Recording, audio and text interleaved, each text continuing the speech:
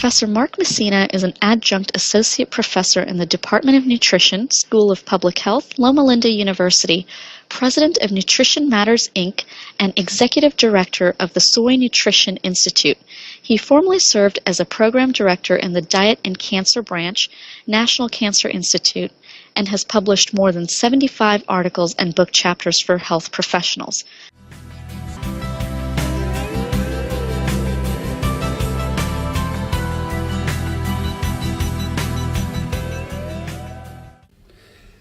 Beginning in 2009, we've seen a series of epidemiologic studies published that have addressed the question of the safety and potential benefit of post-diagnosis soy intake on the prognosis of breast cancer patients.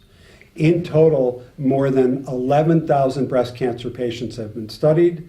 The follow-up period has ranged from 4 to 9 years. Studies have been conducted in the United States as well as in China. These studies not only show that consuming soy foods after diagnosis of breast cancer is not harmful, they actually indicate that soy food consumption by breast cancer patients reduces tumor recurrence and improves overall survival.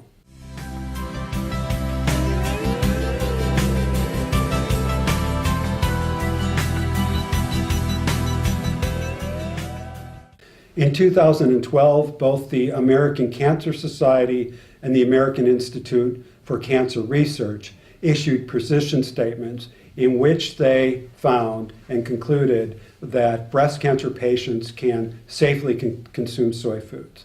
Now, in addition, there are a number of prestigious medical institutions in the United States that have reached similar conclusions, such as researchers from the Mayo Clinic and MD Anderson Cancer Research Center.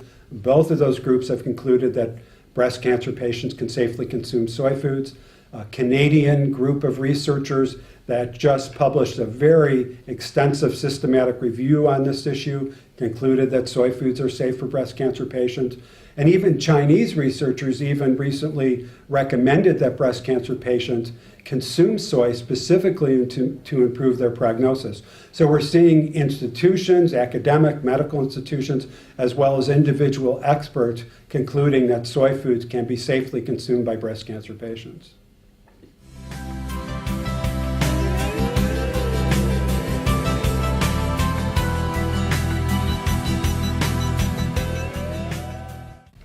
Somewhat surprisingly, the epidemiologic data indicate that the consumption of soy food is equally beneficial in ER positive and ER negative breast cancer patients. It also appears to be the case that soy is equally beneficial in pre- and postmenopausal women. So at the moment, we really don't have a basis for differentiating according to estrogen receptor status or menopausal status. So it appears as though soy is beneficial for all groups of breast cancer patients.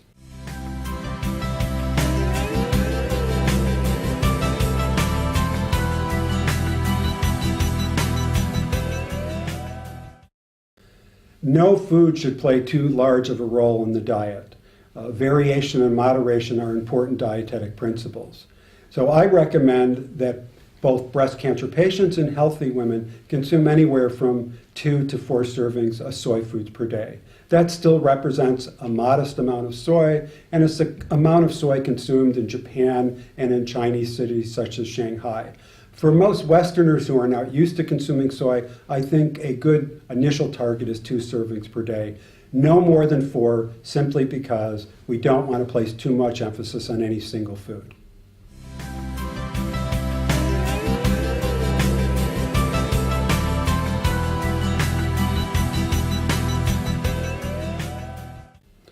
There are 2 primary types of traditional Asian soy foods: the fermented foods, which include miso, natto, and tempeh, and then the unfermented foods, such as tofu, soy milk, and edamame, or the green soybeans. I think it's important to focus on the whole soy foods in particular, more so than the processed soy foods.